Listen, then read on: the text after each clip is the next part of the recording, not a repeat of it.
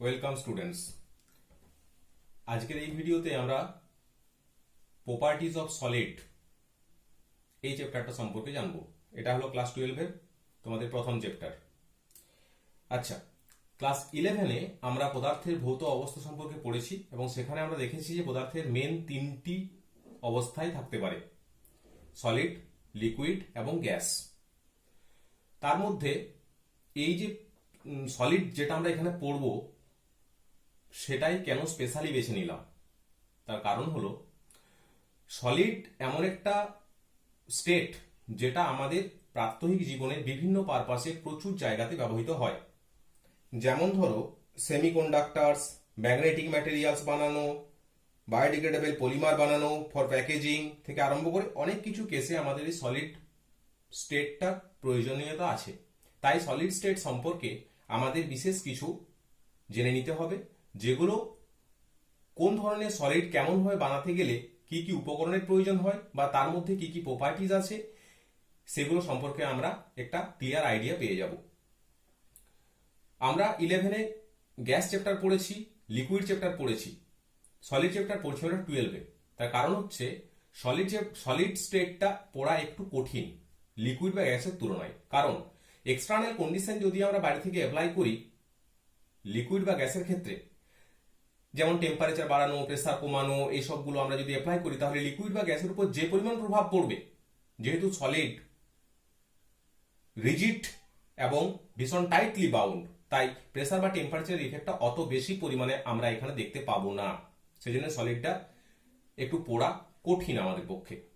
কিন্তু তাও আমরা এখানে সলিডের কিছু কিছু স্পেশাল প্রপার্টিজ, গঠন, সেমিকন্ডাক্টরস, ম্যাগনেটিক প্রপার্টিজ, বিভিন্ন ধরনের প্যাকিং ফ্র্যাকশন, ক্লোজ প্যাকিং, বিভিন্ন ধরনের ভয়েডস যেগুলো সলিডের মধ্যে থাকে সেগুলো সম্পর্কে আমরা এই চ্যাপ্টারে জানবো।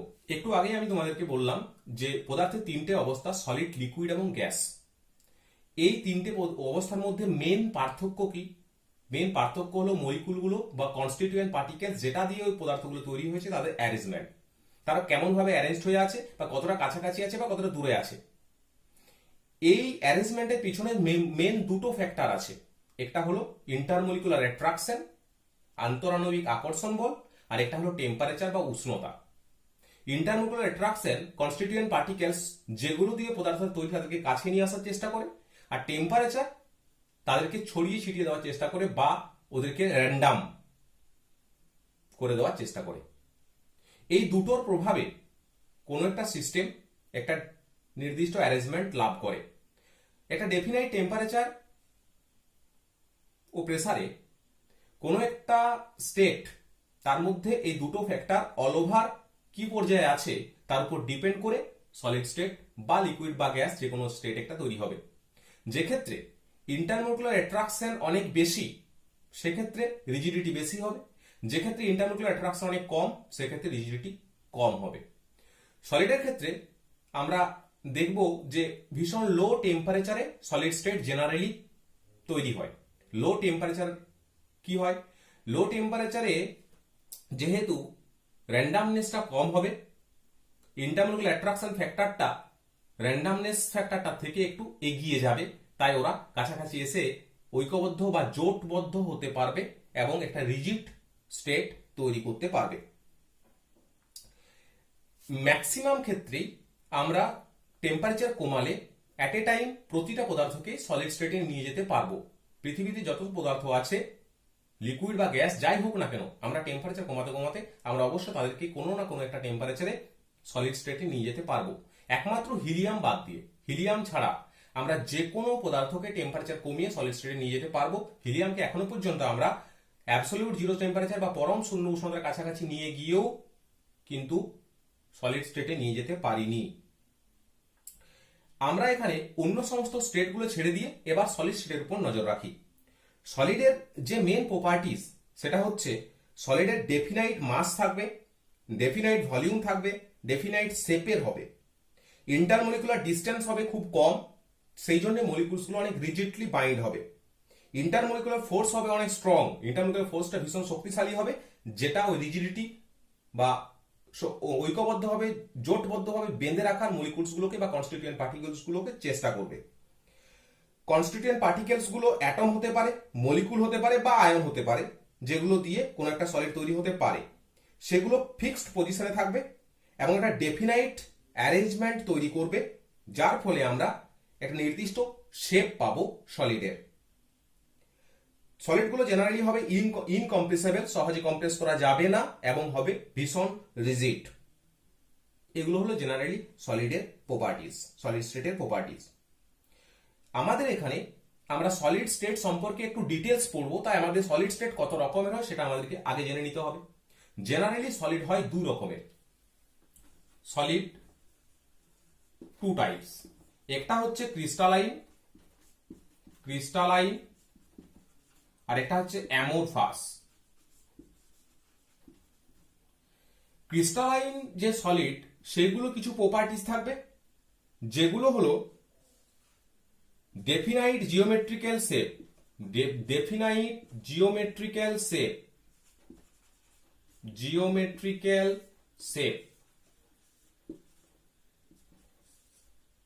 Sharp melting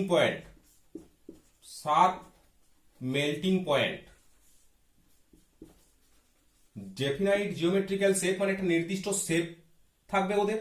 sharp melting point মানে হচ্ছে ওদের গলনাঙ্ক একটা নির্দিষ্ট হবে, মানে একটা নির্দিষ্ট টেম্পারেচারে পুরো কঠিনটা একসাথেই গলে যাবে।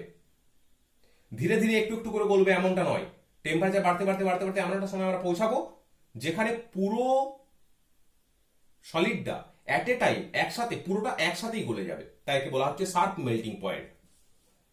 3 নম্বরে হচ্ছে definite heat of fusion. Hit of fusion মানে হচ্ছে গলনের লিন তাপ। তাদের একটা গলনের লিন তাপ থাকবে, যেটার একটা নির্দিষ্ট মান থাকবে। 4 নম্বরে হচ্ছে if cut form sharp edge, pointed corner,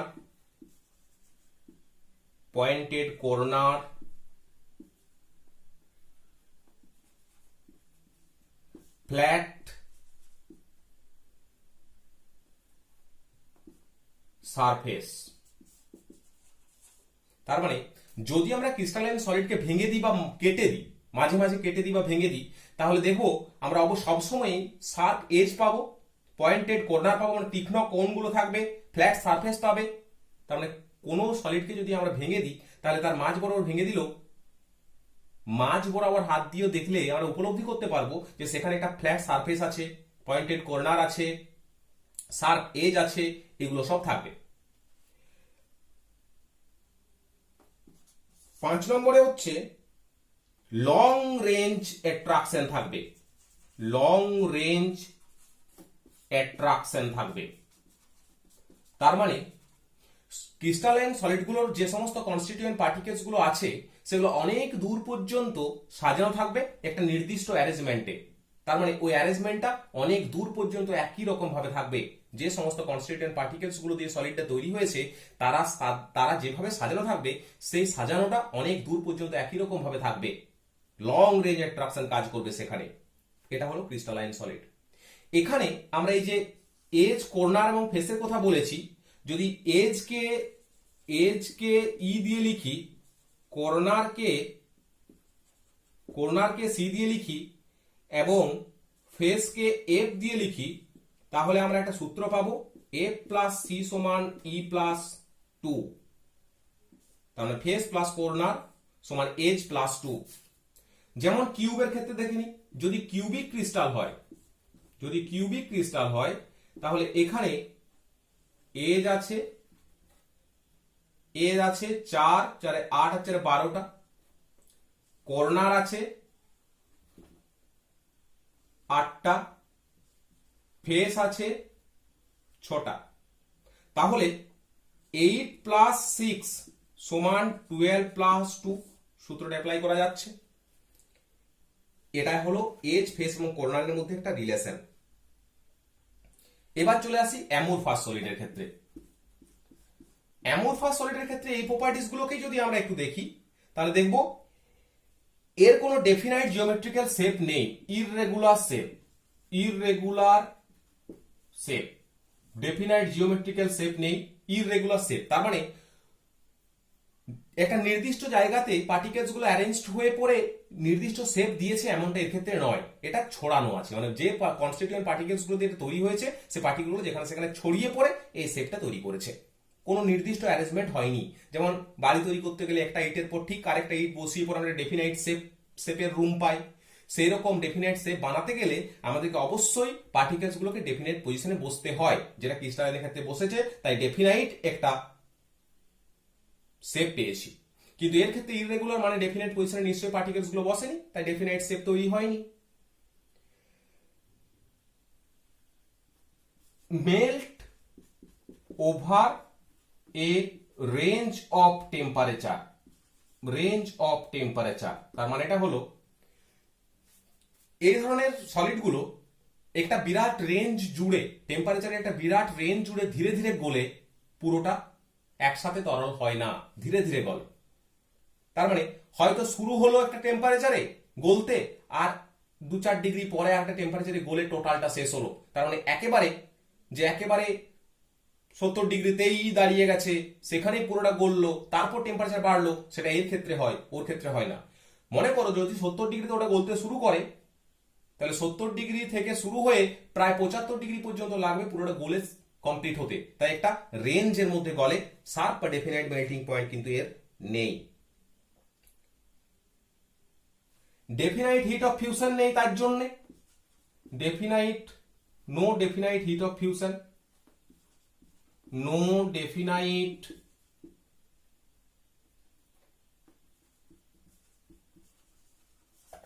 hit of fusion, সেই জন্য কোনো ডেফিনাইট হিট অফ ফিউশন নেই, বিভিন্ন ক্ষেত্রে আলাদা হতে পারে।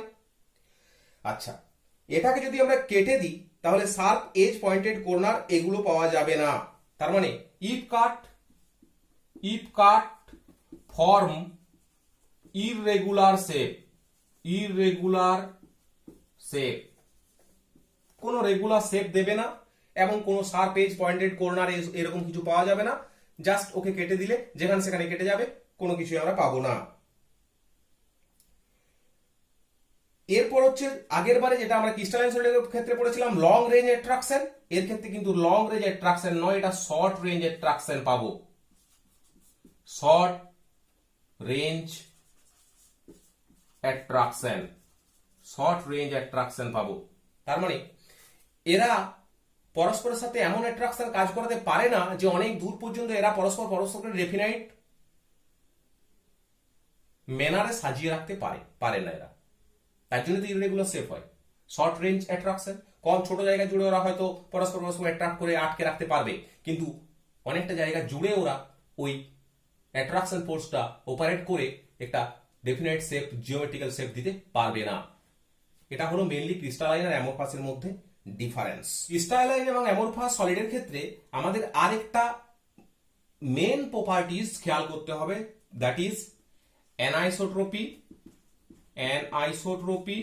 অ্যানআইসোট্রপি। এগুলো কি? ক্রিস্টালাইন সলিড জেনারেলি হয় অ্যানাইসোট্রপি, অ্যামরফাস সলিড জেনারেলি হয় আইসোট্রপি। এই অ্যানাইসোট্রপি আর আইসোট্রপির মধ্যে পার্থক্যটা কি? এমন কিছু কিছু প্রপার্টিজ আছে যেমন রিফ্লেকটিভ ইন্ডেক্স, ইলেকট্রিক্যাল রেজিস্ট্যান্স, এই সমস্ত প্রপার্টিজ গুলো ডিরেকশন ডিপেন্ডেন্ট। ক্রিস্টালাইন সলিডের ক্ষেত্রে আমরা যদি এই রিফ্লেকটিভ ইন্ডেক্স, ইলেকট্রিক্যাল রেজিস্ট্যান্স, এই সমস্ত প্রপার্টিজ গুলো দেখতে চাই, তাহলে দেখবো ক্রিস্টালাইন সলিডের ক্ষেত্রে ডিরেকশন চেঞ্জ করে করে এগুলো মাপলে বিভিন্ন ডিরেকশনে আমরা বিভিন্ন প্রপার্টিজ পাচ্ছি। তার মানে ডিরেকশন চেঞ্জ করলে এই সমস্ত প্রপার্টিজ গুলোর মান চেঞ্জ হয়ে যাচ্ছে, তাহলে নিশ্চয়ই এটা আইসোট্রপি নয়, অ্যানআইসোট্রপি। তাহলে ইলেকট্রিক্যাল রেজিস্ট্যান্স,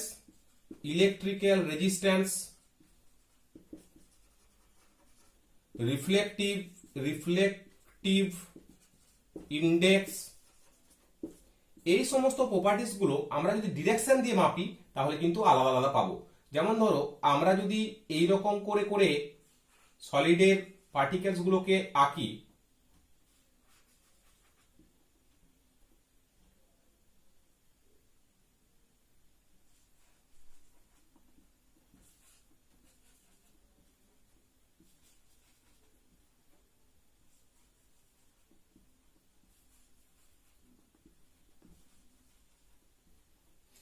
সলিডের পার্টিকেল ডেফিনাইট অ্যারেঞ্জমেন্টে আছে, ক্রিস্টালাইন সলিডের পার্টিকেলস গুলো ডেফিনাইট অ্যারেঞ্জমেন্টে থাকারই কথা, তাহলে ক্রিস্টালাইন সলিড গুলো ডেফিনাইট অ্যারেঞ্জমেন্টে আছে। এখন যদি আমরা এই ইলেকট্রিক্যাল রেজিস্ট্যান্স, রিফ্লেকটিভ ইন্ডেক্স, এগুলো যদি আমরা ডিরেকশন বরাবর মাপি, তাহলে এই ডিরেকশন বরাবর আমরা এই সমস্ত প্রপার্টি যে মান পাবো, এই ডিরেকশন বরাবর আমরা কিন্তু সেই মান পাবো না, ডিরেকশন বরাবর এটা চেঞ্জ হয়ে যাবে। যেমন ধরো এই বরাবর ডিরেকশন গেলে আমরা একটা বড় পার্টিকেলস, একটা ছোট পার্টিকেল, একটা বড় পার্টিকেল, ছোট পার্টিকেল এরকম করে পাচ্ছি, কিন্তু এই বরাবর গেলে আমরা শুধু বড় বা শুধু ছোট পার্টিকেলস পাবো। তার মানে এ বরাবর যাদের মধ্য দিয়ে আমরা রিফ্লেকটিভ ইন্ডেক্স বা ইলেকট্রিক রেজিস্ট্যান্স মাপছি, এ বরাবর কিন্তু তাদের মধ্য দিয়ে মাপছি না, একটু চেঞ্জ হয়ে যাচ্ছে। এখানে দু ধরনের কোণায় থ্রু দিয়ে যাচ্ছি, এখানে কোনো এক ধরনের কোণা থ্রু দিয়ে যাচ্ছি, তাহলে নিশ্চয়ই এই প্রপার্টিস গুলোর মান এই ডিরেকশন বরাবর পরিবর্তিত হয়ে যাবে। আর এই যে প্রপার্টিস গুলো পরিবর্তিত হয়ে যায়, তাই এদেরকে দিকদর্শী ধর্ম বলা হয়। আর সেই দিকদর্শী ধর্মটা দেখাবে ক্রিস্টালাইন সলিড, তাই এদেরকে বলা হয় অ্যানাইসোট্রপিক, কারণ সব দিক দিয়ে একই মান দেবে না। কিন্তু আইসোট্রপিকের ক্ষেত্রে কি হয় না, বড় ছোট যেভাবে ইচ্ছা সাজানো থাকে, কোনো নির্দিষ্ট ডেফিনাইট অ্যারেঞ্জমেন্ট নেই।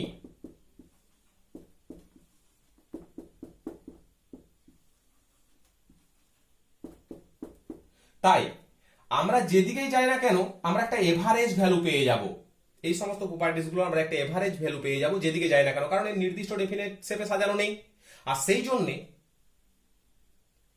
এ সব দিক দিয়ে এই সমস্ত প্রপার্টিস গুলোর একই মান দেখায়, ডিরেকশনের উপর নির্ভর করে না, দিকদর্শী ধর্মটা প্রদর্শন করে না, তাই এদেরকে বলা হয় আইসোটোপিক ইন নেচার। অ্যামোরফাস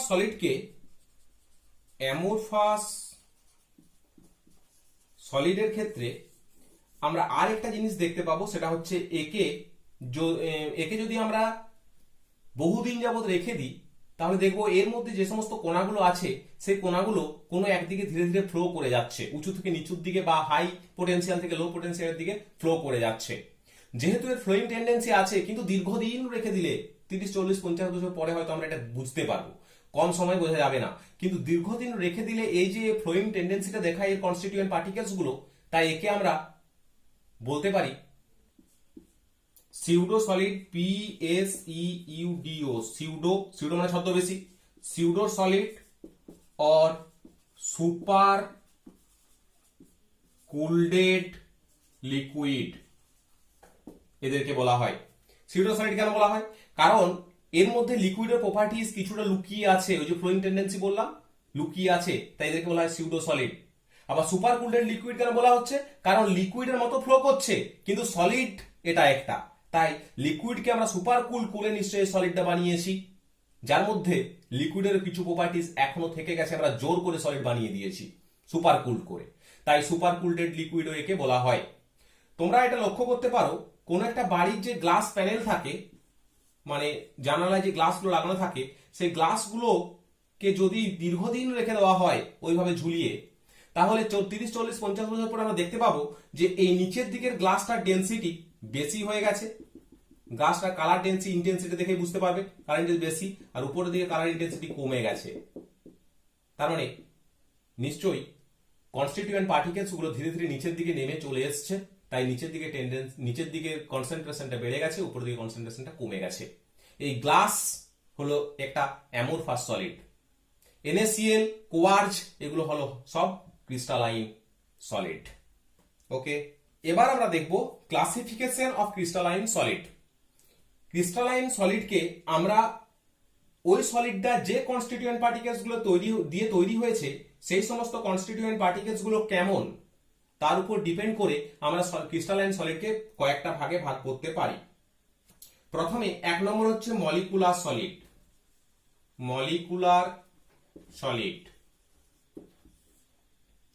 মলিকুলার সলিডের ক্ষেত্রে আমরা আরো কয়েকটা ভাগ পাবো। এক নম্বর হচ্ছে নন পোলার মলিকুলার সলিড, নন পোলার মলিকুলার সলিড।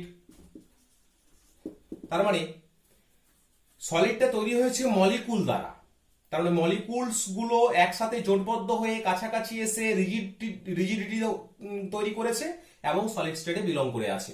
মলিকুল দিয়ে তৈরি হয়েছে সলিডটা। আবার সেই মলিকুল গুলো নন পোলার মলিকুল, তাই এদেরকে বলা হচ্ছে নন পোলার মলিকুলার সলিড। যেমন iodine solid, iodine generally solid স্টেটে থাকে। আয়োডিনের I2 হলো একটা মলিকুল, তাহলে I2 গুলো যদি একটা একটা জায়গাতে বসে তারপর এটা ডেফিনাইট শেপ দেয়, তাহলে এই ধরনের সলিডকে বলা হবে নন পোলার মলিকুলার সলিড। তার মানে আয়োডিন মলিকুলস গুলো কাছাকাছি এসে নির্দিষ্ট ডিস্টেন্সে বসে একটা ডেফিনাইট অ্যারেঞ্জমেন্ট তৈরি করেছে এবং তার ফলে ওরা সলিড স্টেটে বিলং করে গেছে। এই ধরনের সলিডগুলোর ক্ষেত্রে আয়োডিন যেহেতু একটা মলিকুল তাই মলিকুলার সলিড। আবার আয়োডিন I2 যেহেতু কোনো পোল নেই, ডাইপোল নেই, মিউচুয়াল টু জিরো, ডাইপোল নেই, তাই একে বলা হচ্ছে নন পোলার মলিকুলার সলিড। ওকে, এই নন পোলার মলিকুলার সলিড গুলো কিভাবে কাছাকাছি এসেছে না, এদের মধ্যে লন্ডন ফোর্স কাজ করেছে, লন্ডন ফোর্স কাজ করেছে। তোমরা হয়তো এই ফোর্সটা এখনো পর্যন্ত পড়োনি, কিন্তু ধীরে ধীরে পরবর্তীকালে জানতে পেরে যাবে। নন পোলার মলিকুলস গুলোর মধ্যে লন্ডন ফোর্স কাজ করেছে তাদেরকে কাছাকাছি নিয়ে আসার জন্য।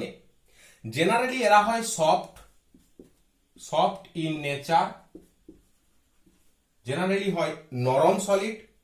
এরা কন্ডাক্ট করতে পারে না কারেন্ট, তাই ইনসুলেটর। এবং এদের very low melting point, very low melting point. কেননা এখানে লন্ডন ফোর্সটা একটা উইক ফোর্স, তার জন্য আমাদেরকে ওই মলিকুলস গুলোকে হিট দিয়ে আলাদা করে লিকুইড স্টেটে নিয়ে যেতে আমাদেরকে বেশি হিট অ্যাপ্লাই করতে হয় না, তাই মেল্টিং পয়েন্ট হলো ভেরি লো। 2 নম্বরে চলে আসি, পোলার মলিকুলার সলিড। পোলার মলিকুলার সলিড তার মানে মলিকুল দিয়ে সলিডটা তৈরি হয়েছে কিন্তু মলিকুলটা পোলার, তাই একে বলা হচ্ছে পোলার মলিকুলার সলিড। যেমন এক্সাম্পল হলো HCl পোলার মলিকুল, এদিকে ডেল্টা মাইনাস এদিকে ডেল্টা প্লাস, দুটো pole, mu not equal to 0, একটা ডেফিনাইট ভ্যালু আছে ডাইপোল মোমেন্টের। HCl জেনারেলি আমরা গ্যাস বা লিকুইড জানি, কিন্তু যদি আমরা টেম্পারেচার কমাই তাহলে HClটা কোনো না কোনো একটা টেম্পারেচারে সলিডিফাই হয়ে যাবে। তখন সেই সলিডটা যেটা তৈরি হলো তার মধ্যে HCl মলিকুল গুলো নির্দিষ্ট অ্যারেঞ্জমেন্টে থাকবে। তাহলে HCl মলিকুল গুলো যদি নির্দিষ্ট অ্যারেঞ্জমেন্টে থেকে এই সলিডটা তৈরি করে তাহলে এটা হবে একটা পোলার মলিকুলার সলিড। এই ধরনের সলিডটা হবে একটা পোলার মলিকুলার সলিড, কারণ পোলার মলিকুল দ্বারা এই সলিডটা তৈরি হয়েছে, তাই পোলার মলিকুলার সলিড। এই পোলার মলিকুলার সলিডের যে স্পেশাল প্রপার্টি সেটা হচ্ছে এখানে এই HCl মলিকুলস গুলোকে কাছাকাছি নিয়ে এসে বাইন্ড করেছে কি ধরনের ফোর্স না, ডাইপোল ইন্টারঅ্যাকশন। তার মানে বাইন্ডিং ফোর্সটা কি, বাইন্ডিং ফোর্সটা হলো ডাইপোল ইন্টারঅ্যাকশন,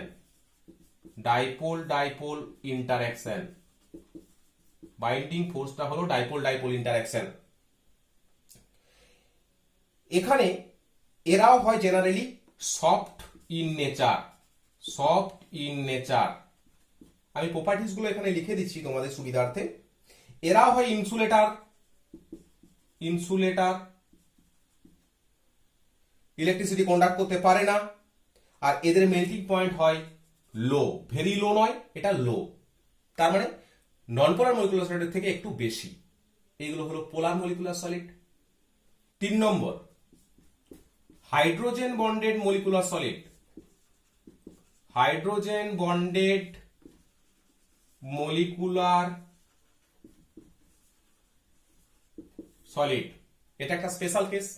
যে সমস্ত সলিড তৈরি হয় হাইড্রোজেন বন্ডিং দ্বারা, তার মানে মলিকুলস গুলোর মধ্যে হাইড্রোজেন বন্ডিং ইন্টারঅ্যাকশনের প্রভাবে তারা কাছাকাছি এসে ওই ধরনের মলিকুলস গুলো তৈরি করেছে, ওই ধরনের সলিডটা তৈরি করেছে, তাই একে বলা হচ্ছে হাইড্রোজেন বন্ডেড মলিকুলার সলিড।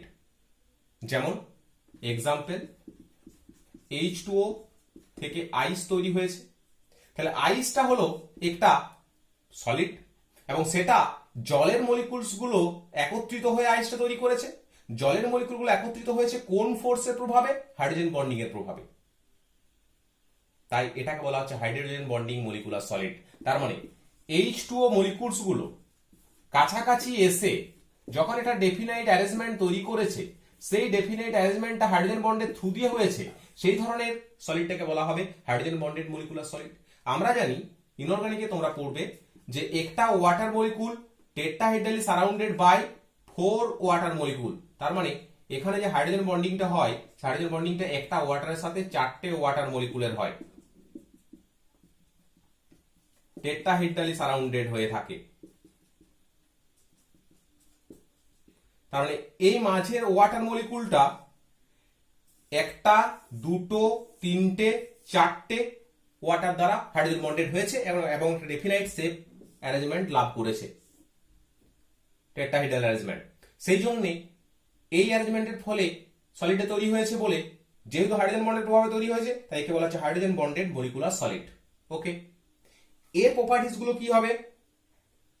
এটা হবে হার্ড,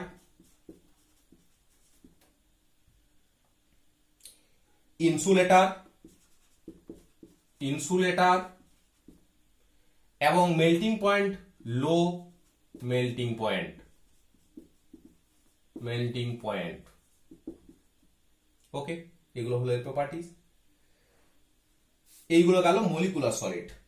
এরপর আমরা চলে আসি আয়নিক সলিডে। আয়নিক সলিড তার মানে নিশ্চয়ই এই ধরনের সলিডগুলো তৈরি হয়েছে আয়নস গুলো একত্রিত হয়ে। আয়নস গুলো নিজেদের মধ্যে কুলম্বিক ফোর্স অফ অ্যাট্রাকশন কাজ করিয়েছে, তারা তার কাছাকাছি এসে জোটবদ্ধ হয়ে আয়নিক সলিড তৈরি করেছে। এক্সাম্পল যেমন NaCl, এর মধ্যে আছে কে? Na+ আছে, Cl- আছে। অপোজিট চার্জগুলো পরস্পর কুলম্বিক ফোর্স অফ অ্যাট্রাকশনের সাহায্যে যুক্ত হয়ে এই ধরনের সলিডটা তৈরি করেছে, তাই একে বলা হচ্ছে আয়নিক সলিড।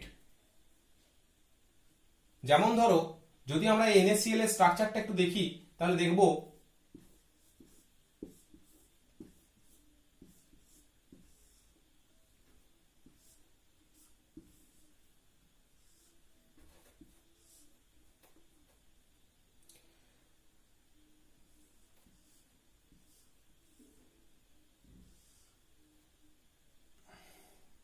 আমি শুধু উপরের দিকটা আঁকছি। এখানে Na+, এখানে Cl-, এখানে Na+, এখানে Cl-, এখানে Na+, এখানে Cl-, এখানে Na+, এখানে Na+, এখানে Cl-, এরকম ভাবে অ্যারেঞ্জমেন্টটা থাকবে। তার মানে Na+ আর Cl- পরস্পরের সাথে কুলম্বিক ফোর্স অফ অ্যাট্রাকশনের সাহায্যে যুক্ত হয়ে এই ধরনের সলিড তৈরি করেছে, তাই একে বলা হচ্ছে আয়নিক সলিড। তার মানে বাইন্ডিং ফোর্সটা কি? বাইন্ডিং ফোর্সটা হচ্ছে কুলম্বিক ফোর্স অফ অ্যাট্রাকশন। বাইন্ডিং ফোর্সটা হচ্ছে কুলম্বিক ফোর্স অফ অ্যাট্রাকশন।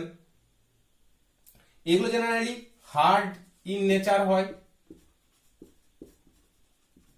প্রচন্ড কঠিন হয় এগুলো। এগুলো হয় insulator in solid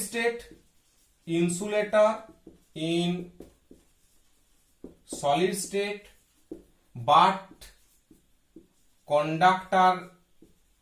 conductor in aqueous medium or fuse state আমরা বলতে পারি, গলিত অবস্থায় ফিউজ স্টেট। তাহলে এটা গেল। আরেকটা হচ্ছে এদের মেল্টিং পয়েন্টটাকে MP দিয়ে লিখছি। মেল্টিং পয়েন্ট ইজ ভেরি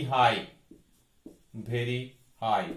কেননা কুলম্বিক ফোর্স অফ অ্যাট্রাকশনটা হলো স্ট্রং বাইন্ডিং এনার্জি, তাই ওদেরকে হিট দিয়ে আলগা করে লিকুইডে নিয়ে যেতে বা এই আয়নগুলোকে আলাদা করতে আমাদেরকে অনেক বেশি পরিমাণ হিট দিতে হয়, তাই এদেরকে বলা হচ্ছে আয়নিক সলিডগুলো মেল্টিং পয়েন্ট ভেরি হাই হয়।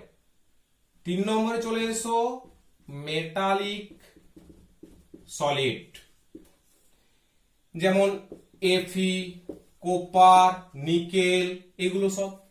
এই যে মেটালস গুলো, এরা প্রচন্ড শক্তিশালী হয়, ভীষণ রিজিড হয়, স্ট্রং হয়, সহজে বাঁকানো যায় না, ভাঙা যায় না। তাহলে এরা, এই যে সলিড গুলো, এদের মধ্যে এই এত শক্তিশালী ইন্টারঅ্যাকশনটা হয়েছে কি করে? বা এরা কিভাবে তৈরি হয়েছে। এখানে নিশ্চয়ই কনস্টিটিউয়েন্ট পার্টিকেলস গুলো Fe অ্যাটম, তাহলে লোহার ক্ষেত্রে আমরা বলতে পারি যে Fe অ্যাটম গুলো এইভাবে পাশাপাশি বসেছে, একটা ডেফিনাইট অ্যারেঞ্জমেন্ট দিয়েছে প্রতিটা Fe অ্যাটম, এগুলো সব Fe অ্যাটম। কিন্তু Fe অ্যাটম গুলো পাশাপাশি থাকলে ইন্টারাকশনটা হবে কি করে? এরা সবাই তো নিউট্রাল, এদের মধ্যে কোনো ইন্টারাকশন হওয়ার কথা নয়। সেই জন্য এখানে একটা নতুন কনসেপ্ট তোমাকে নিয়ে আসতে হবে, সেটা হচ্ছে electron sea model. Electron sea model, যেখানে বলা হয়েছে যে ইলেকট্রনের সমুদ্রে এই Fe আয়নগুলো ভেসে বেড়াচ্ছে, বা মেটালিক সলিডের মেটালিক সলিড যেটা তৈরি হয়েছে তার মধ্যে যে কনস্টিটিউয়েন্ট পার্টিকেলস গুলো বা অ্যাটম গুলো আছে, সেই অ্যাটম গুলো আয়ন হয়ে গেছে, ইলেকট্রন ছেড়ে দিয়েছে। সেই ইলেকট্রন সবাই ছেড়েছে, এবং সবাই যে ইলেকট্রন ছেড়েছে সেই ইলেকট্রন গুলো একটা সমুদ্র তৈরি করেছে। তার মধ্যে যারা ইলেকট্রন ছেড়েছে সেই পজিটিভ চার্জ যুক্ত ক্যাটায়ন গুলো ভেসে বেড়াচ্ছে। তার মানে Fe+2 যদি ধরি, দুটো ইলেকট্রন ছেড়ে দিয়েছে, আর সেই ইলেকট্রন গুলো এখানে বিভিন্ন জায়গায় ইলেকট্রনের সমুদ্র বানিয়েছে, আর সেই ইলেকট্রনের সমুদ্রের মধ্যে ক্যাটায়নগুলো ভেসে বেড়াচ্ছে। তারপরে এই ইলেকট্রনের সমুদ্রের নেগেটিভ চার্জ আর নিজের পজিটিভ চার্জ এদের মধ্যে ইন্টারাকশন হচ্ছে। এই ইলেকট্রনের সমুদ্রের নেগেটিভ, এই ক্যাটায়নের পজিটিভ চার্জ, এই ইলেকট্রনের সমুদ্রের নেগেটিভ, এই ক্যাটায়নের পজিটিভ চার্জ, এদের মধ্যে ইন্টারাকশন হচ্ছে, এবং সেই ইন্টারাকশনের ফলে এরা প্রচন্ড রিজিডিটি তৈরি করতে পারছে এবং মেটালিক সলিড তৈরি করতে পারছে। ইলেকট্রন সি মডেল মানে হচ্ছে ইলেকট্রনের সমুদ্রে আয়নগুলো ভেসে বেড়াচ্ছে, এবং ইলেকট্রনের সমুদ্রের নেগেটিভ চার্জের সাথে আয়নগুলোর পজিটিভ চার্জের ইন্টারাকশন হচ্ছে, তার ফলে এই রিজিডিটিটা ওরা গেইন করছে বা পাচ্ছে। 4 নম্বরে চলে এসো, covalent or network solid. Covalent or network solid, এখানে কি হয়? এখানে কোভ্যালেন্ট বন্ডের থ্রু দিয়ে এই সলিডগুলো তৈরি হয়েছে, এবং অনেক দূর পর্যন্ত পরস্পর কোভ্যালেন্ট বন্ডগুলো বিস্তার লাভ করে একটা নেটওয়ার্কের মতো তৈরি করেছে, একটা জাল বিস্তার করেছে। যেমন এক্সাম্পল হচ্ছে ডায়মন্ড। এখানে কি হয়েছে? প্রতিটা কার্বন sp3 হাইব্রিডাইজড, তার সাথে আরেকটা কার্বন sp3 হাইব্রিডাইজড, তার সাথে আরেকটা কার্বন sp3 হাইব্রিডাইজড, এরকম ভাবে জাল বিস্তার করেছে এরা। তার মানে এই কার্বনের সাথে এই কার্বনের একটা সিগমা বন্ড, এই কার্বনের সাথে এই কার্বনের সিগমা বন্ড, প্রতিটা কার্বনের সিগমা বন্ডের সাহায্যে এরা বিরাট বড় একটা নেটওয়ার্ক তৈরি করেছে, এবং তাই একে বলা হচ্ছে কোভ্যালেন্ট বন্ডের সাহায্যে হয়েছে, তাই কোভ্যালেন্ট সলিড। আর বিরাট নেটওয়ার্ক তৈরি করেছে সিগমা বন্ডের জন্য, তাই এটা বলা হচ্ছে নেটওয়ার্ক সলিড। এরা জায়ান্ট লাইক স্ট্রাকচার হয়, মানে বিরাট বড় সড়ো একটা স্ট্রাকচার তৈরি করতে পারে এই ধরনের সলিডগুলো। তার মধ্যে একটা হলো ডায়মন্ড, যেটা আমরা এই মাত্র দেখলাম, আর একটা গ্রাফাইট আছে। এরা লেয়ার তৈরি করে। এই কার্বনগুলো সব sp2 হাইব্রিডাইজড কার্বনগুলো লেয়ার তৈরি করেছে।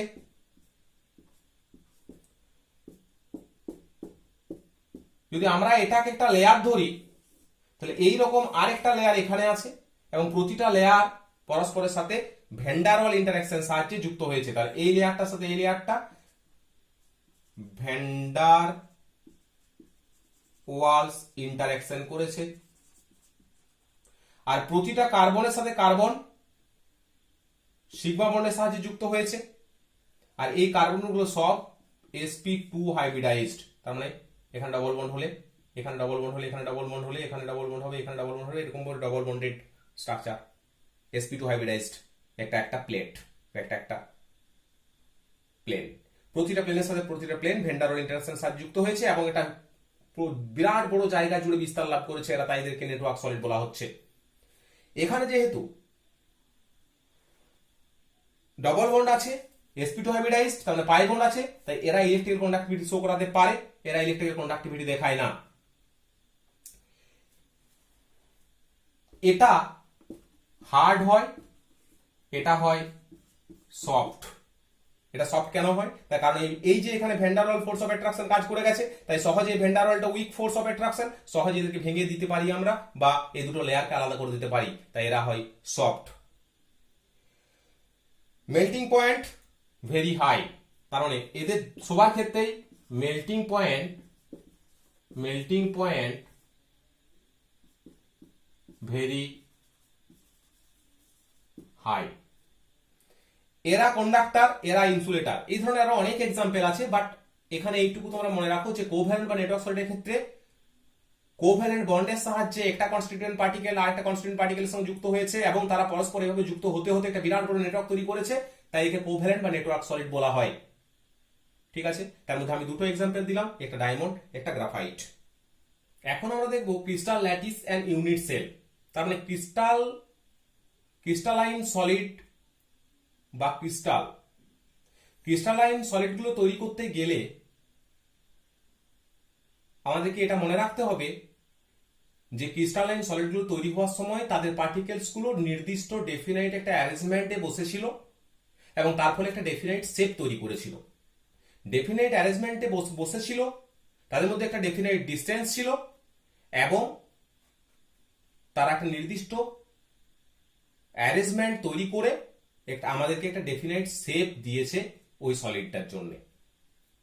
এখন ওই কনস্টিটিউয়েন্ট পার্টিকেলস যেটা দিয়ে ওই সলিডটা তৈরি হয়েছে, যে কোণাগুলো দিয়ে ওই সলিডটা তৈরি হয়েছে, সেই কোণাগুলোকে যদি আমি পয়েন্টের আকারে লিখি, তাহলে পয়েন্টগুলোকে আমরা একটা নির্দিষ্ট দূরত্বে বসিয়ে বসিয়ে ওর অ্যারেঞ্জমেন্টটাকে শো করতে পারি। কোণাগুলোকে নির্দিষ্ট দূরত্বে বসালে যদি ওয়ান ডাইমেনশনে বসায়, তাহলে এটাকে আমরা ওয়ান ডাইমেনশনাল সলিড বলতে পারি অ্যারেঞ্জমেন্টটা। যদি কোণাগুলোকে আমরা দুটো ডিরেকশনে বসাই, এটা একটা ডিরেকশন, এটা একটা ডিরেকশন, তাহলে 2D সলিড বলতে পারি, যদি এভাবে বসে রিপ্রেজেন্ট করানো যায়। যদি কোণাগুলোকে আমরা তিনটে ডিরেকশনে বসাই, তার মানে এটা গেল একটা, আর নিচ দিকে আরেকটা অ্যারেঞ্জমেন্ট বসবে, তার মানে এটা একটা প্লেট আর এটা একটা প্লেট, এইভাবে অ্যারেঞ্জমেন্টটা হবে। তার মানে এই দিকটা আমি রাখলাম। তার মানে এইভাবে অ্যারেঞ্জমেন্টগুলো তৈরি করে যদি ওদেরকে রিপ্রেজেন্ট করা হয়, তাহলে আমাদের বুঝতে সুবিধা হবে এবং আমাদের পরবর্তীকালে লিখে রিপ্রেজেন্ট করতে অনেক সুবিধা হবে। এটা তাহলে 3D সলিড। এই যে পয়েন্টের আকারে আমরা কনস্টিটিউয়েন্ট পার্টিকেলস গুলোকে বসিয়েছি, এইগুলোকে বলা হয় ল্যাটিস পয়েন্ট। ল্যাটিস পয়েন্ট, যে পয়েন্টের থ্রু দিয়ে আমরা ল্যাটিস গুলোকে রিপ্রেজেন্ট করার চেষ্টা করছি। এটা ওয়ান ডাইমেনশনালি বসিয়েছি, এটা টু ডাইমেনশনালি বসিয়েছি, এটা থ্রি ডাইমেনশনালি বসিয়েছি। ল্যাটিস পয়েন্টগুলোকে আমরা খাতার উপরে ক্রিস্টালটার স্ট্রাকচার বোঝানোর জন্য পয়েন্ট দিয়ে ডিনোট করেছি, আর সেইগুলোকে বলা হচ্ছে ল্যাটিস পয়েন্ট। এইগুলো যখন আমরা এরকম খাতার উপরে 2D 3D তে রিপ্রেজেন্ট করব, তখন আমরা ওদেরকে বলবো স্পেস ল্যাটিস। স্পেস ল্যাটিস, এদেরকে বলা হবে স্পেস ল্যাটিস, কারণ পয়েন্টগুলোর স্পেশিয়াল ডিস্ট্রিবিউশন করেছি আমরা, স্পেসের উপর আমরা পয়েন্ট দিয়ে কোন একটা ক্রিস্টাল ল্যাটিসকে রিপ্রেজেন্ট করেছি, এদেরকে বলা হবে স্পেস ল্যাটিস। এই যে স্পেস ল্যাটিস, এই স্পেস ল্যাটিসটা 3D অ্যারেঞ্জমেন্টের সাহায্যে আমরা ক্রিস্টালটার স্ট্রাকচারটাকে রিপ্রেজেন্ট করার চেষ্টা করছি। কারণ আমরা যদি অ্যাটমগুলো সাইজ শেপ অনুযায়ী দেখাতে যাই, তাহলে আমরা ক্রিস্টালটার স্ট্রাকচারটা দেখাতে পারবো না। কিন্তু এভাবে যদি আমরা অ্যারেঞ্জমেন্টটা দেখাই এবং সেটা সামান্য অংশ মাত্র দেখিয়েছি, এটা তো আরো পরবর্তীকালে এই পয়েন্টগুলো আরো আরো থাকবে, তার মানে অনেক বড় একটা ক্রিস্টাল হতে পারে, আবার অতি ক্ষুদ্র একটা ক্রিস্টালও হতে পারে। তাহলে আমরা সামান্য একটু জায়গা দেখিয়েছি, এরপর আরো এই পয়েন্ট আকারে আমরা অনেক বড় করে ক্রিস্টাল দেখাতে পারি। তাহলে এটা একটা ক্রিস্টাল ল্যাটিসের রিপ্রেজেন্টেশন, স্পেশিয়াল রিপ্রেজেন্টেশন, তাই একে স্পেস ল্যাটিস বলা হচ্ছে। এখন আমরা ওই পয়েন্টগুলো যখন বসিয়ে পরে এই ক্রিস্টাল ল্যাটিসটাকে বা স্পেস ল্যাটিসটাকে আঁকবো, তখন আমরা নিশ্চয়ই একটা জিনিস দেখতে পাবো, সেটা হচ্ছে একটা স্মল ইউনিটের বারবার রিপিটেশনের ফলে এই বড় ক্রিস্টালটা তৈরি হয়েছে। তার মানে আমরা বলতে পারি এই জায়গাটাতে যে এই চারটে লাইন দিয়ে ঘেরা এই জায়গাটা বারবার রিপিটেশন হয়েছে, তার ফলে এই 2 ডাইমেনশনাল ল্যাটিসটা তৈরি হয়েছে। তার মানে এটা একটা ইউনিট আমরা বলে ভাবতে পারি, যে এই ইউনিটগুলোর বারবার রিপিটেড রিপ্রেজেন্টেশনের ফলে আমরা এই 2D ল্যাটিসটা দেখাতে পেরেছি বা তৈরি হয়েছে বলে বলতে পারি। তার মানে প্রতিটা ক্রিস্টাল ল্যাটিসের এমন একটা ছোট্ট ইউনিট থাকবে যে ইউনিটটার সাহায্যে আমরা ওই বড় ল্যাটিসটাকে রিপ্রেজেন্ট করতে পারবো। রিপিটেডলি নিজেকে বিন্যস্ত করার ফলে এই বড় ক্রিস্টাল ল্যাটিসটা তৈরি করবে।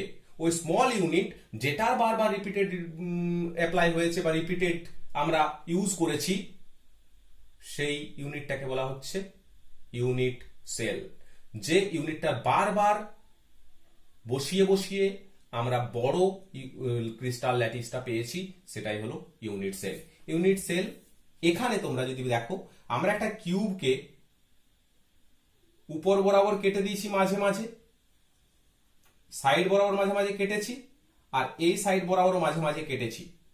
তাহলে আমাদের এখানে দেখো একটা স্মল ছোট কিউব ভিতরে তৈরি হয়েছে।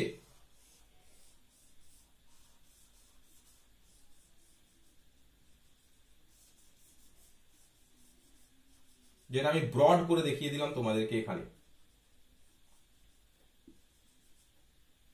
তার মানে এই যে ছোট বক্স, এই রকম বক্স একটা পাশে এই পাশে এই পাশে উপরে বসে বড় ক্রিস্টাল তৈরি করেছে, এবং এরপরে আরো পরবর্তীকালে বসাতে পারি। তার মানে এই ছোট্ট ব্লকটাই হলো এর বাইন্ডিং,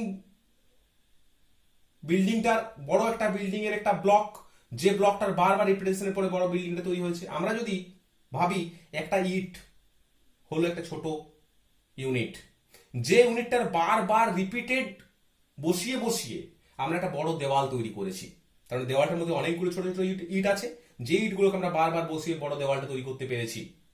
তার মানে এখানে এই ছোট বক্সটা হলো সেই রকম একটা ছোট্ট ইউনিট, যে ইউনিটটার বারবার রিপিটেড ওয়েতে পাশাপাশি সাইডে উপরে নিচে বসিয়ে আমরা এই বড় একটা ক্রিস্টাল তৈরি করেছি।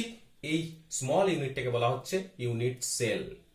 আমরা যদি কোনো একটা সলিডকে ভাঙতে থাকি, একেবারে শেষ পয়েন্টে গিয়ে আমরা এমন একটা জায়গায় পৌঁছাবো যেখানে আমরা একটা স্মল ইউনিট পাবো, যে ইউনিটটার মধ্যে ওই বড় সলিডটা, বড় ক্রিস্টালটার যা প্রপার্টি ছিল ওর মধ্যেও তাই প্রপার্টি লুকিয়ে আছে। সেই ইউনিটটাকে বলা হচ্ছে ইউনিট সেল। কারণ ইউনিট সেল হলো এমন একটা ইউনিট, যে ইউনিটটা যা প্রপার্টি হবে বড় ক্রিস্টালটা তাই প্রপার্টি হবে। কারণ ওই ইউনিটটা দিয়েই তো বড় ক্রিস্টালটা তৈরি হয়েছে, তাই বড় ক্রিস্টালটার সে একই প্রপার্টি থাকবে, ছোট ইউনিটটা যা থাকবে। ওই ছোট ইউনিটটার বারবার রিপিটেড রিপ্রেজেন্টেশনের ফলে বড় ইউনিটটা তৈরি হয়েছে, তাই ওটাকে বলা হচ্ছে ইউনিট সেল বা একক কোষ। ওই ইউনিট সেল বিভিন্ন রকমের হতে পারে। যেমন আমরা 2D ল্যাটিসের ক্ষেত্রে তোমাকে এখানে একটা বর্গাকার ইউনিট সেল দেখিয়েছি, কিন্তু 2D ল্যাটিসের ক্ষেত্রে আমরা অন্য একটা ইউনিট সেলও কল্পনা করতে পারি। যেমন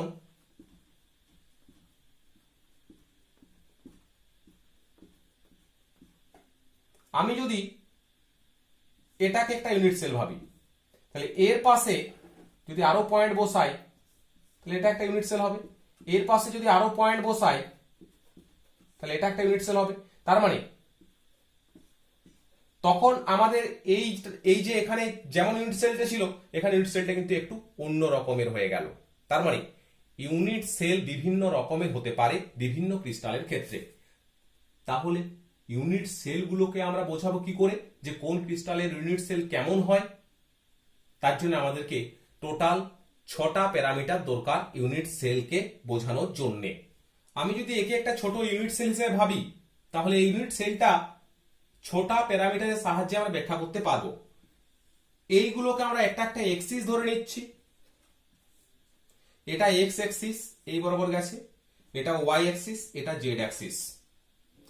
ইউনিট সেলটা যদি এইখান থেকে শুরু হয়, বা এই কিউবটা ইউনিট সেল ধরেছি, তাহলে এখান থেকে শুরু হয়েছে, এই কিউবটা এখানে গিয়ে এখানে কাট করেছে এক্স অ্যাক্সিসকে, তাহলে 0 থেকে শুরু হয়ে ইউনিট সেলটা শেষ হয়েছে এখানে। এই ডিস্টেন্সটাকে এ বলা হয়, পুরো ডিস্টেন্সটাকে এ বলা হবে। তার মানে এইখান থেকে এখান অবধি ডিস্টেন্সটা এ বলা হবে। এখান থেকে শুরু হয়ে ইউনিট সেলটা ওয়াই অক্ষকে এখানে কাট করেছে, তার মানে এই ডিস্টেন্সটা হয়ে যাবে বি। আর ইউনিট সেলটা এখান থেকে শুরু করে এই ডিস্টেন্সে জেড কে কাট করেছে, তাই এটা হয়ে যাবে সি। তার মানে এক্স অ্যাক্সিস কে ইউনিট সেলটা যত দূরে কাট করেছে, এক্স অ্যাক্সিস বরাবর ওর ইউনিট সেলটার যে দৈর্ঘ্যটা সেটা হচ্ছে এ, ওয়াই অ্যাক্সিস বরাবর যে দৈর্ঘ্য সেটা হচ্ছে বি, জেড অ্যাক্সিস বরাবর যে দৈর্ঘ্য সেটা হচ্ছে সি। আর একটা হলো যদি আমরা ইউনিট সেলটার ইন্টারফেসিয়াল অ্যাঙ্গেল গুলো দেখি তাহলে বোঝানো যাবে। এটা এক্স অ্যাক্সিস, এটা জেড অ্যাক্সিস, এটা ওয়াই অ্যাক্সিস। এক্স এর সাথে জেড যে অ্যাঙ্গেলটা করেছে, এক্স অ্যাক্সিস এর সাথে জেড, তার মানে এই প্লেন আর এই দিকের প্লেন যে অ্যাঙ্গেলটা করেছে সেটা হচ্ছে আলফা দিয়ে রিপ্রেজেন্ট করা হয়।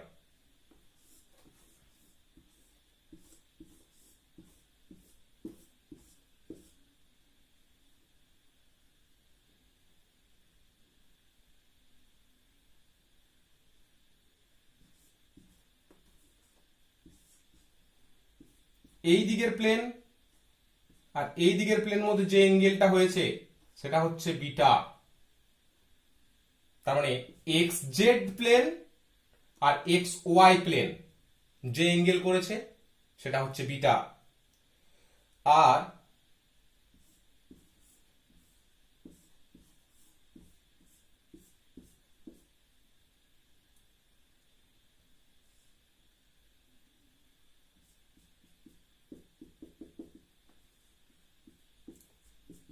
এক্স জেড প্লেন আর ওয়াই জেড প্লেন যে অ্যাঙ্গেলটা করেছে সেটা হচ্ছে এই অ্যাঙ্গেল, ওই দিকের প্লেনটা আর এই সাইড দিকের প্লেনটা, এই অ্যাঙ্গেলটা হচ্ছে গামা। তার মানে তিনটে ডিস্টেন্স প্যারামিটার, এক্স অ্যাক্সিস কে কোথায় কেটেছে, ওয়াই অ্যাক্সিস কে কোথায় কেটেছে আর জেড অ্যাক্সিস কোথায় কেটেছে মূল বিন্দু থেকে বসিয়ে, সেটা হলো এবিসি। আর তিনটে অ্যাঙ্গেল প্যারামিটার, তিনটে অ্যাঙ্গেল প্যারামিটার, সেই অ্যাঙ্গেল গুলো কাদের অ্যাঙ্গেল? Interfacial angle. এই ফেসের সাথে এই ফেসের অ্যাঙ্গেল, ওই ফেসের সাথে নিচের ফেসের অ্যাঙ্গেল, এই ফেসের সাথে এই ফেসের অ্যাঙ্গেল। এই অ্যাঙ্গেল গুলো আলফা বিটা গামা দিয়ে লিখেছি। তার মানে ছোট 6 প্যারামিটার কি হলো?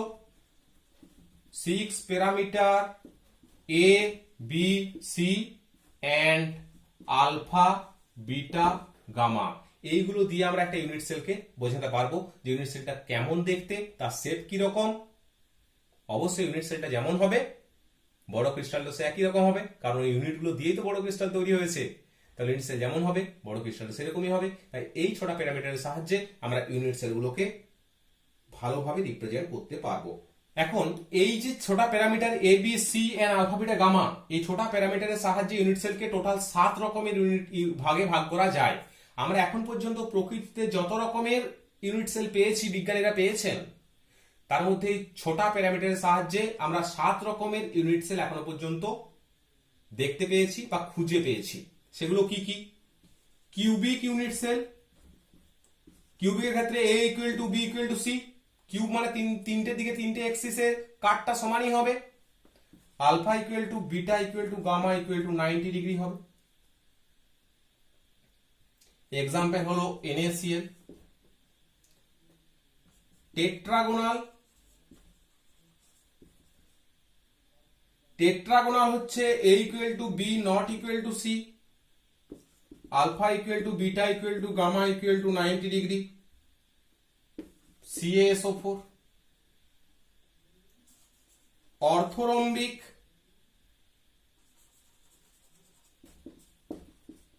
a not equal to b not equal to c, alpha equal to beta equal to gamma equal to 90 degree. Example হচ্ছে BaSO4। হেক্সাগোনাল, এর ক্ষেত্রে হয় a equal to b not equal to c, alpha equal to beta equal to 90 degree, gamma equal to 120 degree. এটা হচ্ছে graphite.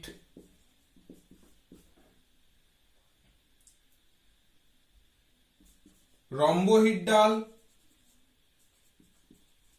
rhombohedral or trigonal, এটা হচ্ছে a equal to b equal to c,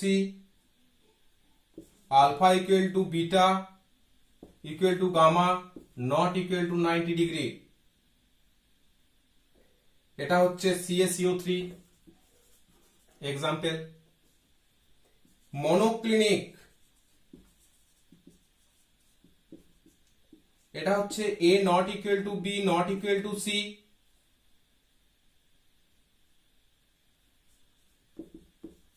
alpha equal to gamma equal to 90 degree, beta not equal to 90 degree, এটা হচ্ছে Na2SO4।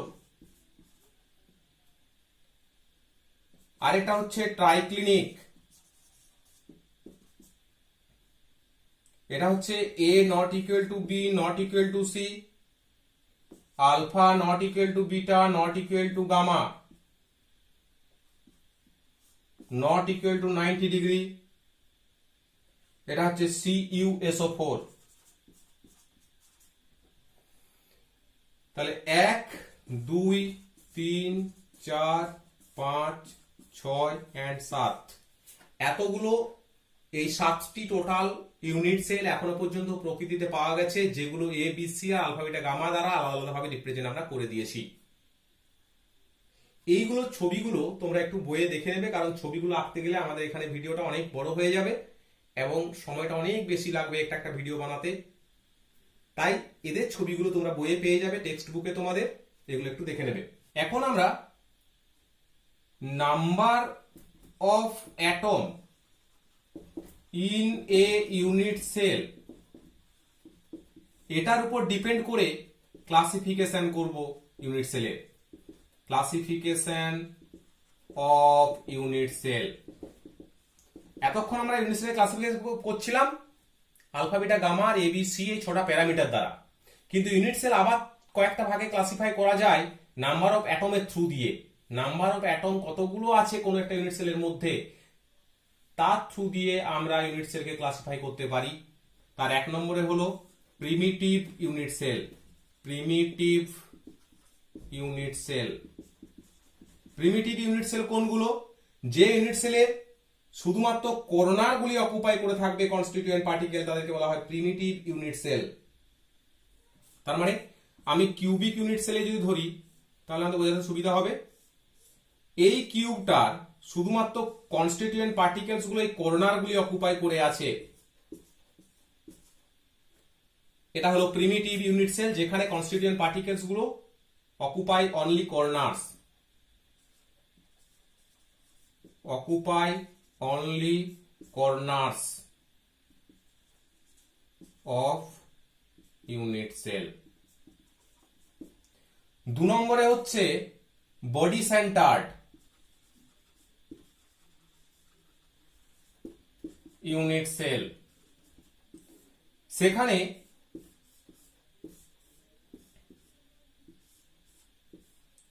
Corner গুলো তো occupy করে থাকবেই, তার সাথে পুরো বডিটা সেন্টারে একজন বসে থাকবে। তার মানে একটা ইউনিট সেলের পুরো বডিটা তার মাঝে একজন বসে থাকবে, কর্নার থাকবে অ্যাজ ওয়েল অ্যাজ বডির মিডলে থাকবে, সেটা হচ্ছে body centred unit cell. Okay. 3 নম্বরে হচ্ছে face centred unit cell. Face centred unit cell, এক্ষেত্রে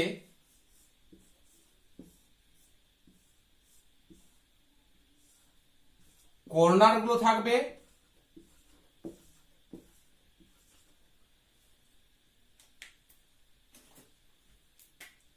আর প্রতিটা বডির মিডিলে থাকবে, প্রতিটা ফেসের মিডিলে থাকবে, প্রতিটা ফেসের মিডিলে থাকবে। এই সামনের দিকে ফেসের মিডিলে, পিছনের দিকে ফেসের মিডিলে, উপরের দিকে ফেসের মিডিলে, এটা উপরের দিকে ফেসের মিডিল, এটা পিছনের দিকে ফেসের মিডিল, এটা এই সাইডে ফেসের মিডিল, এটা এই সাইডে ফেসের মিডিল, এটা নিচে এই সামনের ফেসের মিডিল, আর এটা হচ্ছে নিচের ফেসের মিডিল। টোটাল 6টা ফেস আছে, 6টা ফেসের মিডিলে 6 জন থাকবে আর প্রতিটা কর্নারে থাকবে, সেটা হচ্ছে ফেস সেন্টার ইউনিট সেল। আর 4 নম্বরে হচ্ছে এন্ড সেন্টার্ড ইউনিট সেল। এটার মানে হচ্ছে দুটো এন্ডে যে দুটো ফেস থাকবে সেই দুটো ফেসের মিডিল থাকবে আর কর্নার গুলোতে থাকবে, কর্নার গুলোতে থাকবে, তার সাথে এই দিকের এন্ডের যদি মিডলে থাকে তাহলে এই দিকের ফেসের এন্ডে যে ফেসটা আছে তার মিডলে থাকবে, এই দিকের এন্ডে যে ফেসটা আছে তার মিডলে থাকলে এই দিকের এন্ডের ফেসের মিডলে থাকবে, উপরের দিকের ফেসের মিডলে থাকলে নিচের ফেসের মিডলে থাকবে, আর কোথাও থাকবে না। এটা হলো এন্ড সেন্টার ইউনিট সেল। এইগুলো হলো number of atom in unit cell, তার উপর ডিপেন্ড করে ক্লাসিফিকেশন অফ ইউনিট সেল। তোমরা এখান থেকে বুঝতে পারবে এর মধ্যে কতগুলো অ্যাটম আছে টোটাল। না, ইউনিট সেল ভালো করে বুঝে নিতে হবে এখানে যে একটা একটা ইউনিট সেলে কতগুলো অ্যাটম আছে জানতে গেলে তোমাকে এই যে কনস্টিটিউয়েন্ট পার্টিকেলস, এটা পুরোটা কিন্তু এই ইউনিট সেলটার মধ্যে নেই। আমরা যদি এইভাবে ভাবি তাহলে এই যে একটা ইউনিট সেল, তার এখানে যে থাকবে তার খানিকটা অংশ এখানে থাকবে, খানিকটা এই দিকের নিচে থাকবে, খানিকটা ওই দিকের নিচে থাকবে, খানিকটা ওই দিকের নিচে থাকবে, আর উপরে 4টা থাকবে। টোটাল 8 ভাগে ভাগ হবে। তোমরা এটা বুঝতে পারবে যদি যদি আমরা একটা বিল্ডিং দেখি, একটা বিল্ডিং এর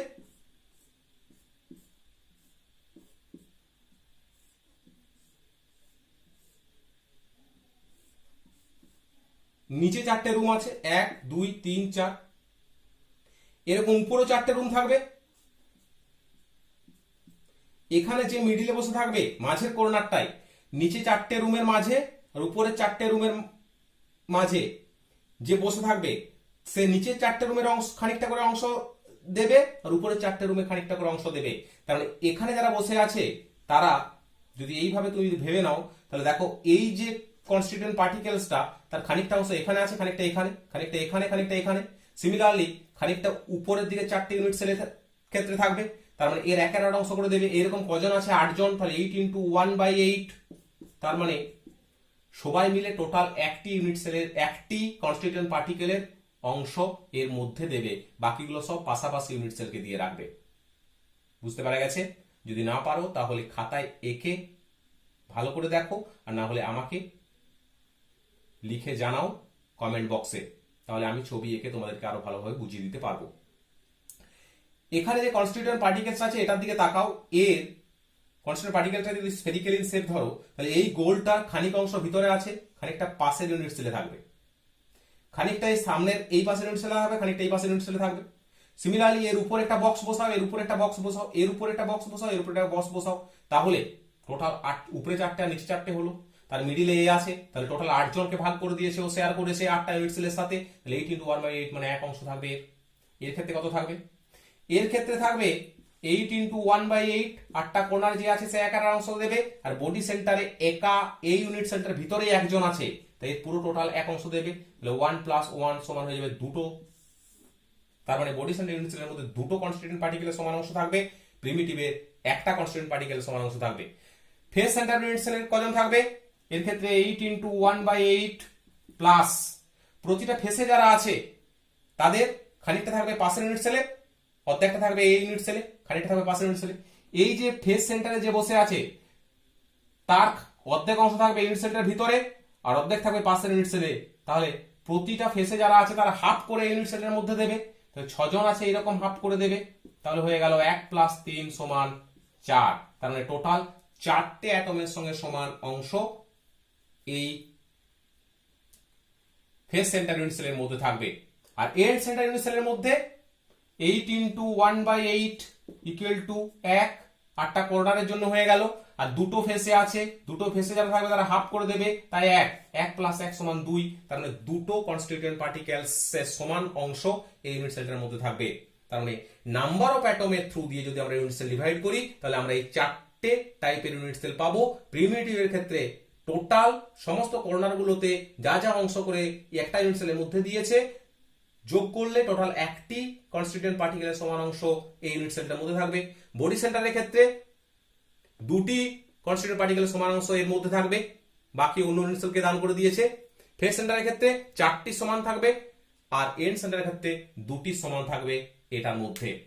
এই হলো আমাদের ক্লাসিফিকেশন অফ ইউনিট সেল।